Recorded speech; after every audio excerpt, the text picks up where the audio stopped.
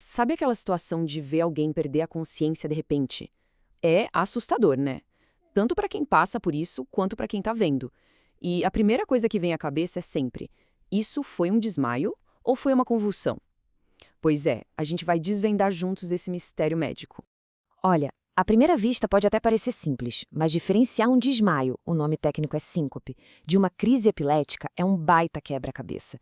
E não é só pra gente não, é um desafio até pros médicos.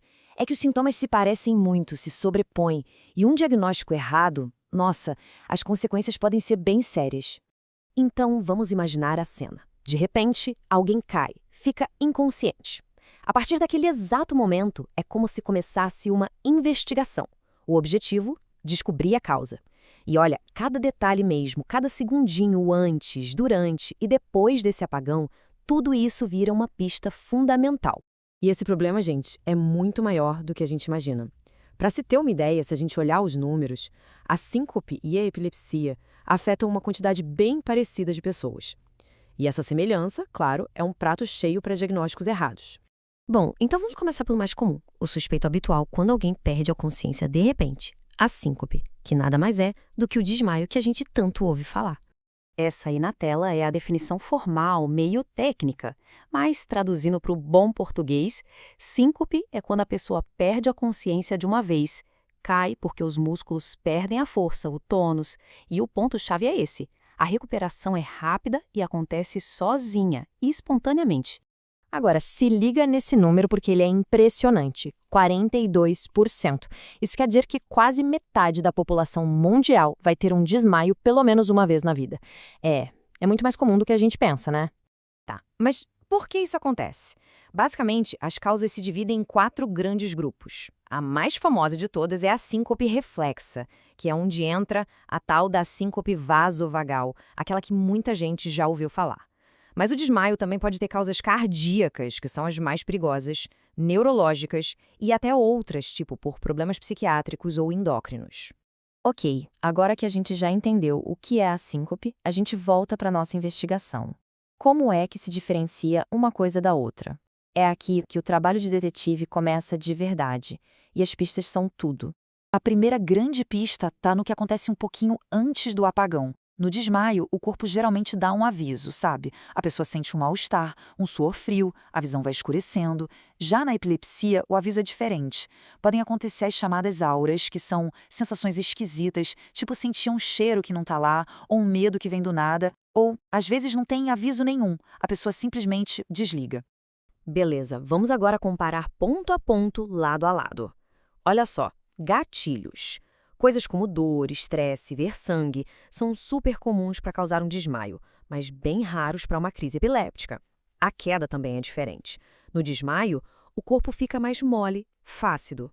Já na convulsão, o corpo tende a ficar rígido. A cor da pele, geralmente pálida no desmaio.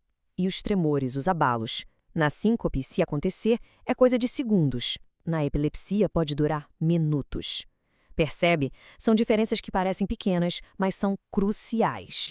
E agora, uma pista que é quase um clássico dessa investigação. A mordida na língua. Sim, pode acontecer nos dois casos. Mas o lugar da mordida diz muita coisa. Pensa assim, se a mordida aconteceu, mas foi bem na pontinha da língua, a chance de ter sido síncope é maior. Agora, se a mordida foi na lateral da língua, aí o principal suspeito passa a ser a epilepsia. É uma dica de ouro. Ok, com todas essas pistas, parece que o caso está resolvido, né? Mas não é bem assim. Mesmo com tudo isso, a coisa pode ficar bem complicada. E para a equipe médica, a investigação continua sendo um baita desafio. É aqui que o enredo se complica. Por exemplo, um desmaio pode sim acontecer com a pessoa deitada, o que já confunde e faz parecer uma convulsão. E para deixar tudo ainda mais difícil, tem um detalhe técnico. Às vezes, o exame que mede a atividade do cérebro de alguém que acabou de desmaiar pode mostrar umas ondas elétricas que são iguaizinhas às da epilepsia. É tipo um verdadeiro campo minado para fazer o diagnóstico certo. E os exames, as ferramentas de diagnóstico? Pois é, elas também têm suas limitações. O próprio eletroencefalograma pode vir com resultado normal em metade das pessoas que têm epilepsia. A ressonância magnética ajuda para ver a primeira convulsão, mas não para a síncope. E aquele teste de inclinação, o tilt test. A evidência mostra que ele não é lá muito bom para diferenciar as duas coisas. O que isso tudo mostra? Que, no fim das contas, a história bem contada, seja pela pessoa que passou por isso ou por quem viu, continua sendo a peça mais importante desse quebra-cabeça. Bom, e por que toda essa preocupação em acertar o diagnóstico? Por que isso é tão, mas tão importante? Vamos ver agora o tamanho do impacto que um erro pode causar. Olha só o peso disso. Se a causa do desmaio, da síncope, for um problema no coração, o risco de mortalidade em 1 ano pode chegar a impressionantes 33%. Agora, se a causa não for cardíaca, esse risco já cai para 12% ou menos.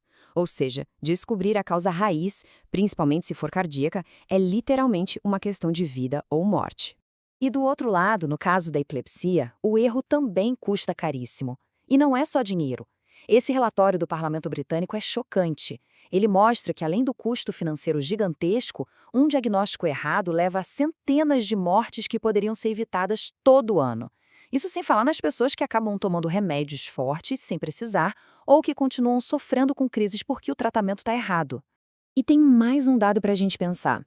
Cerca de 30% das pessoas diagnosticadas com epilepsia são consideradas intratáveis, ou seja, os remédios não funcionam. Agora, pare e pensa.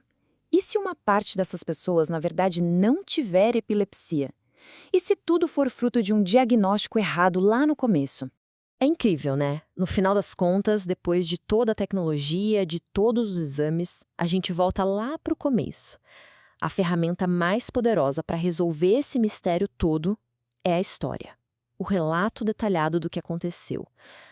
Cada pedacinho de informação que uma testemunha ou a própria pessoa consegue lembrar é a pista mais valiosa de todas. E isso nos deixa com uma reflexão final. Se um evento desses acontecesse por perto, que história seria contada?